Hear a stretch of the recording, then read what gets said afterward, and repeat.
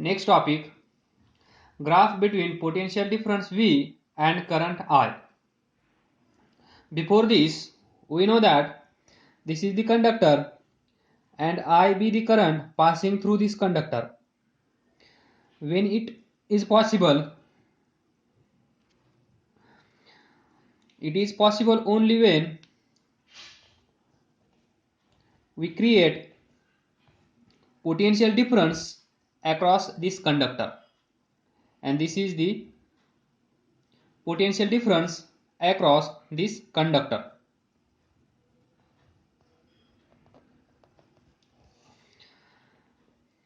And from this we get one relation by Ohm's law. We can say that current passing through this conductor I is directly proportional to potential difference across its terminals at constant temperature, and from this we get V is equal to IR, that is Ohm's law.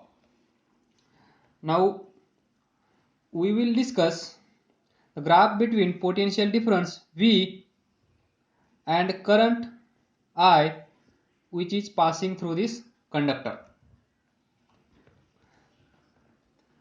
For graph between potential difference and corresponding current I will draw here.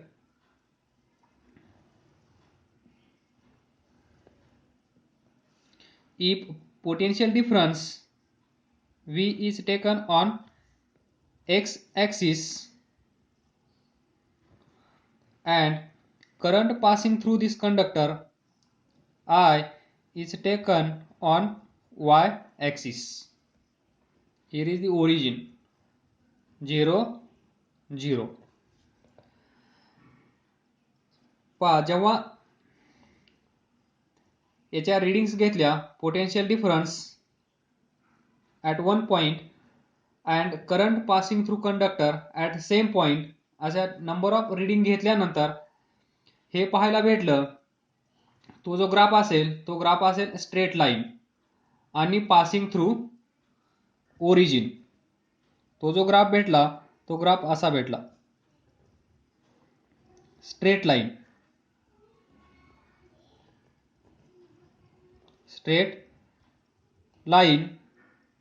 and passing through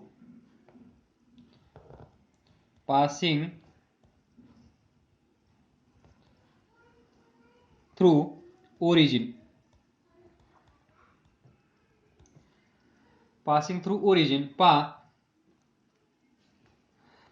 म्हणजे काहीतरी experiment केला असेल आणि त्या experiment मध्ये potential difference आपण वाढवत गेलो आणि त्या प्रत्येक पॉइंटला करंट नोट डाऊन केला आणि पोटेन्शियल डिफरन्स आणि करंटचा ग्राफ तयार केला, तर तो ग्राफ आपल्याला असा दिसून आला, स्ट्रेट लाईन आणि पासिंग थ्रू ओरिजिन. तर आपल्याला हे माहित आहे, जेव्हा ग्राफ स्ट्रेट लाईन असतो आणि तो ओरिजिन मधून पास करतो त्यावेळेस आपण असं म्हणू शकतो, potential difference or current passing through this conductor is directly proportional to potential difference across its terminals, that is this. आपण ओहम्स लॉ पाहिला, त्या ओहम्स लॉ मध्ये काय आपण बघितलं, current is directly proportional to potential difference. मग याचा number of reading घेऊन एक ग्राफ तयार केला तर ग्राफ आपल्याला असा भेटला, म्हणजेच current directly proportional to potential difference. जर पोटेन्शियल डिफरन्स आपण वाढवला तर करंट वाढत आहे, जर पोटेन्शियल डिफरन्स आपण कमी केला तर करंट पण कमी होत आहे. याचा अर्थ काय असतो, straight line passing through origin, तो हा चेंज केला हा पण प्रोपोर्शनली चेंज होणार, त्याला म्हणतो आपण straight line graph and passing through origin. But एक स्पेशल कॅरेक्टरिस्टिक्स असते या ग्राफची, that is ratio of potential difference and current ratio remains constant. जर त्या पॉइंटला आपण समजा हा पॉइंट असेल, या पॉइंटला पोटेन्शियल डिफरन्स घेतलं तर हा पॉइंट इथे असेल आणि इथला करंट घेतला तर या दोघांचा रेशिओ, त्यानंतर कुठेही दुसरा पॉइंट घेतला तिथलं पोटेन्शियल डिफरन्स आणि करस्पॉन्डिंग करंट व्हॅल्यू घेतली तर त्यांचा रेशिओ कसा येतो, same, always same, that is constant. म्हणजे पोटेन्शियल डिफरन्स वाढवला तर करंट वाढत आहे, पोटेन्शियल डिफरन्स कमी केला तर करंट कमी होत आहे, but the ratio of potential difference and it's corresponding value of current is always constant or same, and this constant is called as resistance of conductor. See, we know that V is equal to IR and V divided by I is equal to R. We get here same, V upon I constant, and this constant is resistance of conductor. तर हा होता छोटासा topic potential difference and current यांच्यामधला graph. या ग्राफवर आपण एक छोटासा क्वेश्चन सॉल्व करूया.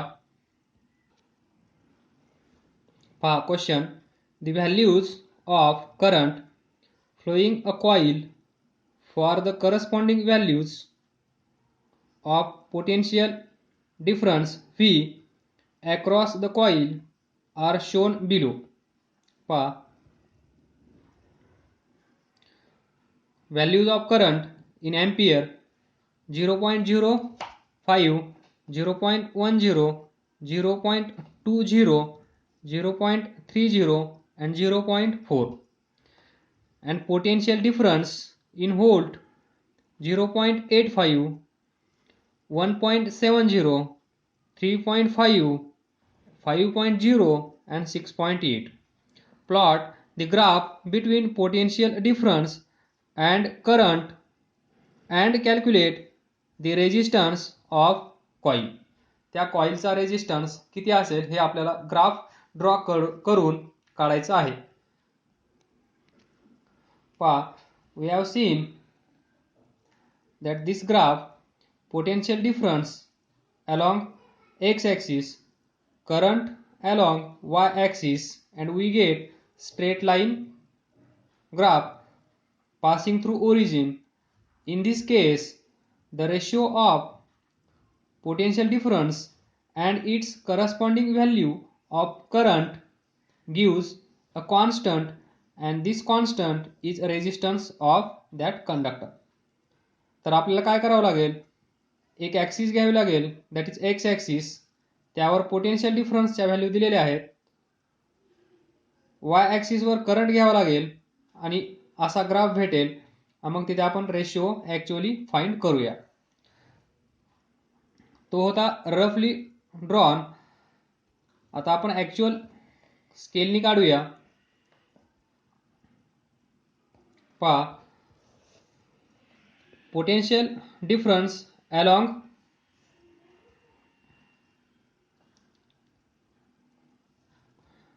x-axis and current on y-axis. हा origin 0 0, x axis, y axis. तर पहा, potential difference V along x axis. तर पोटेन्शियल डिफरन्सच्या व्हॅल्यू पहा, 0.85 आहे, 1.70 आहे, 3.5 अँड सो ऑन. तर काय करावं लागेल, on scale on X axis 1 centimetre is equal to 1 volt. 1 centimetre म्हणजे 1 volt. And on Y axis 1 centimetre is equal to Y ॲक्सिसवर करंट आहे. करंटच्या व्हॅल्यू पहा 0.1 0.2 0.3 0.4. म्हणजेच आपण असं घेऊ शकतो 0.1 एम्पियर. म्हणजे इथलं एक घर म्हणजे एक्स ॲक्सिसवर 1 व्होल्ट आणि व्हर्टिकली हे एक घर एवढं डिस्टन्स म्हणजे 0.1 एम्पियर करंट. तर पहा now see plot actual points. पहिला पॉईंट काय आहे, एक्स ॲक्सिसवर 0.85 व्होल्ट, तो कुठे असेल त्यावेळेस करंट किती आहे 0.05 म्हणजे हाफ. 0.8 म्हणजे जवळपास इथे असेल 0.85, वाय ॲक्सिसवर 0.05. देन नेक्स्ट पॉईंट एक्स ॲक्सिसवर 1.7. पहा इथे लिहा हा 1 2 3 4 5 6 7 8 9. 1 0.1 0.2 0.3 0.4 0.5 0.6. तर पहा 1.7 कुठे येईल 1 2. 1.7 म्हणजे इथे कुठेतरी येईल. त्यावेळेस करंट किती आहे 0.1 म्हणजेच इथे हा पॉईंट असेल. त्याच्यानंतर थर्ड 3.5. 3.5 कुठे येईल 3 इथे आहे 4 इथे आहे याच्या सेंटरला. त्यावेळेस करंट किती आहे 0.2. इथून वर जायचं 0.2 म्हणजे इथे हा पहिला दुसरा हा तिसरा. तिसऱ्याचे कोऑर्डिनेट्स काय आहेत 3.5 0.2. दुसऱ्याचे 1.7 0.1 याचे.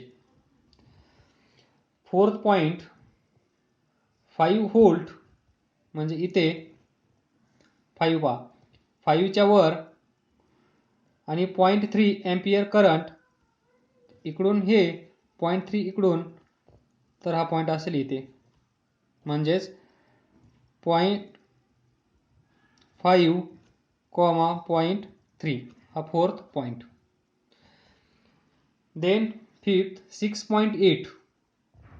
6 इथे आहे 7 इथे आहे तर 8 म्हणजे जवळपास इथे असेल. त्यावेळेस करंट किती आहे 0.4 इथून इकडे इथे कुठेतरी. Coordinate 6.8 0.4.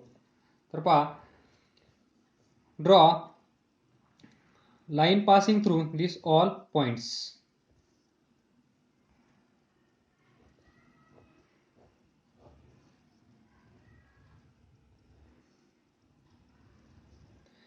This line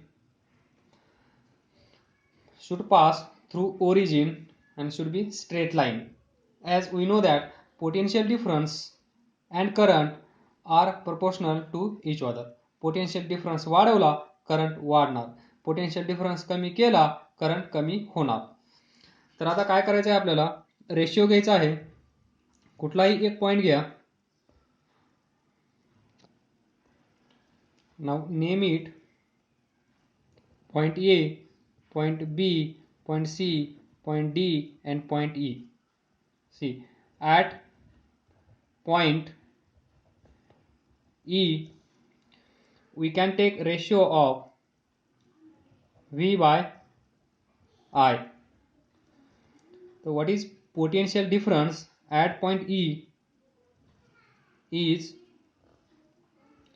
6.8 and corresponding value of current is 0.4. We get 1/7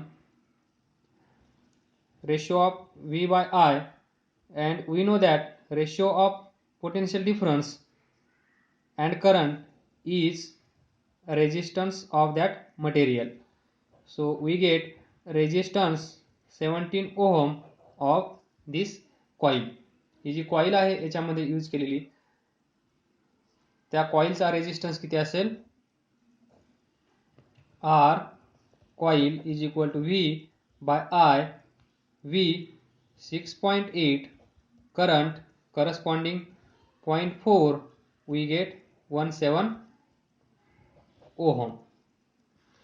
In this way we can plot graph between potential difference and current passing through conductor by taking ratio of potential difference and its corresponding value of current.